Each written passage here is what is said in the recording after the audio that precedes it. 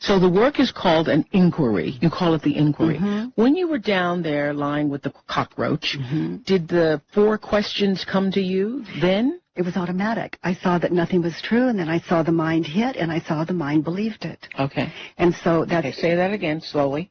You saw that nothing was true? Yes. It's like nothing was true. Nothing was true? Nothing. No identification. Then the mind hit. Yeah. And I saw that the mind wasn't true. And I saw that people believed their thoughts, but it simply wasn't true for me. That doesn't mean that it's not true for them.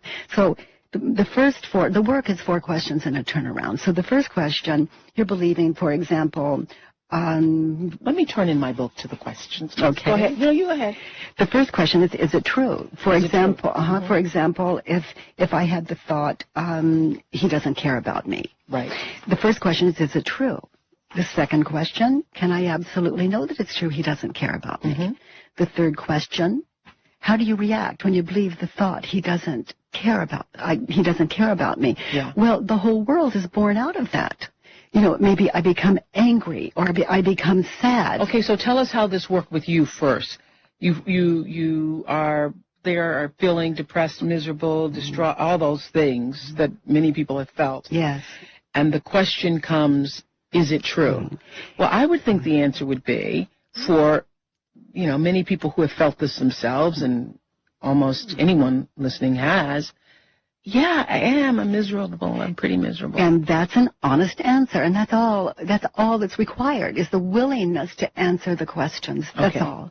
So the answer would be yes. And I say, can you absolutely know that it's true that you are worthless? And they might answer yes again, because the mind immediately is giving them all the proof and all the images. All right. That's how the mind works. Right. So yes, I'm worthless, and yes, I know I'm worthless. Yes. And so how far do you... I'm not doing so good. Yeah, so far. And so the third question, how do you react when you believe the thought that you're worthless? Oh, and what makes me feel even more worthless. Yes, that your stomach could rotate. Yes.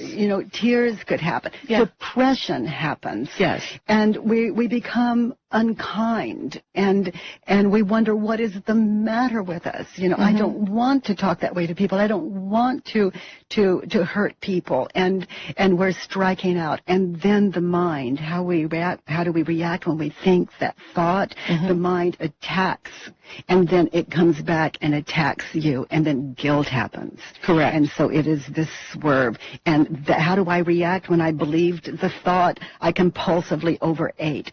I drank. All these addictions kicked in. It's how we react when we believe these stressful thoughts. So then the fourth question, who would you be without that thought? And then just to sit and get still and don't change anything.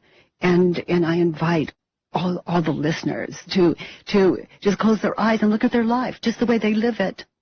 At the market, at home, doing the dishes, whatever it is, going to work, walking, to look back at their life, only drop the thought. Who would you be without your story? Just to drop the thought and look at your life. And you see, yes, because in almost every situation, if not every situation, it's not what is happening, it's what we tell ourselves, or the thoughts that we have about what's happening that make it whatever it is. Yes. That's right. And we can have all kinds of thoughts about it. It's do we believe them or not? Right. That's the key. Yeah, right. So then I invite people after those 4 questions. May I read from just a page, I don't know the page. Oh, it's page 1.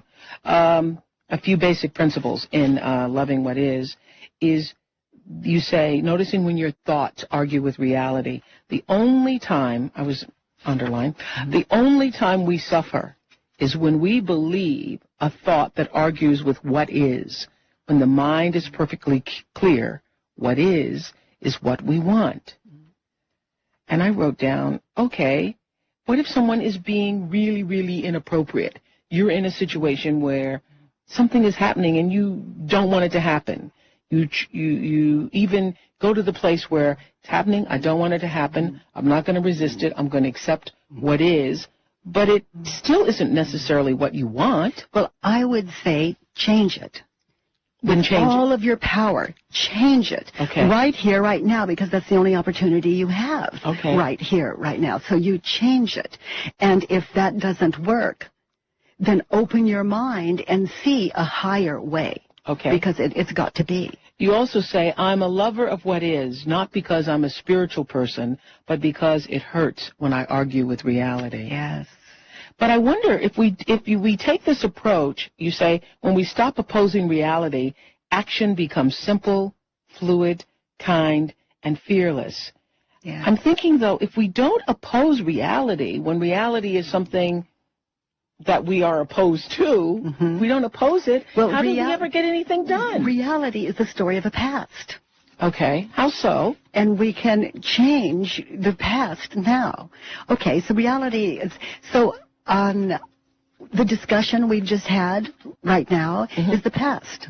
It's over. Gone. And it's reality. Yeah. So if something happened between us that we wanted to shift, we have the power to shift it now. Right now. Yes.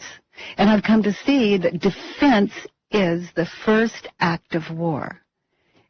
So if I attempt to shift defense is the first act of war. So Yes. the moment you start to defend, you put yourself in a position of creating war. And who did it? I did, the moment I defended. Okay. So we can discuss any shift, or I can discuss any shift. Like I can give you my experience, I can give you my education, my educated view, if one happens to be there on the topic, and that's all I've got. That's what I've got, my wisdom, my experience. Is that to say then nothing is worthy of defense? Lots of things are worth defending. Defense is war.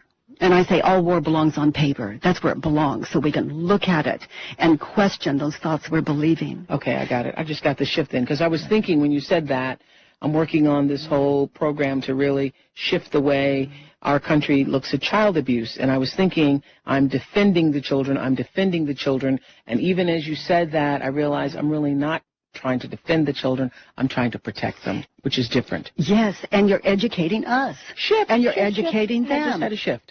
And that if I try to defend them, that I will end up being a part of the war. Of the problem. The problem, yeah. Yes. Yeah. I can't have a war against anything. Yes. Yeah. That's how wars begin. Yeah, okay, I got it. I'm going to defend my point of view. You got it? I got that. So I want to actually do the work with you. But the other thing that I love that you present early on in Loving What Is about the three businesses. You say there's your business, there's everybody else's business, and there's God's business. Yes. And I just wanted to share that with you, the listener out there, because if you just get that, if you just got that from today's conversation, you could really, really tend to your business and leave other people's business alone. So powerful. Can you imagine if we all took care of our business? You just did your business. This is so interesting because there was something going on recently, and my girlfriend, Gail, said, you need to call up this person, and you need to talk to them, and I got pulled into it, and I did, and I'm on the phone, and I'm telling this person what they should be doing, and just as I hung up the phone, I thought, this is going to come back to me, and it's not going to be good, and it's not going to be good because I now am in somebody else's business. I should stay in my own business and tend to, because that's the only business I have any control over. That's right. So there's your business, everybody else's business, and God's business. Yes. And if anyone feels lonely, separate, then ask yourself mentally, whose business are you in? And it can just bring you right back to where you really are, and that's where the change can take place. You say staying in your own business. I can find only 3 kinds of business in the universe, mine, yours, and God's. When I'm worried about earthquakes, floods, war, or when I will die, I'm in God's business. Do I know what's right for me? That is my only business. Let me work with that before I try to solve your problems for you. And isn't that a full-time job? That's a full-time job, just to stay in your own business. All right, that's our message for today. Stay in your own business and out of other people's business. Mentally. Yeah. Loving What Is. Byron Katie, come back, would you? And we're going to put the work to work with me and with you who are listening. You're listening to my Soul series on Oprah and Friends. Thanks for joining us. Fascinating. The Work by Byron Katie.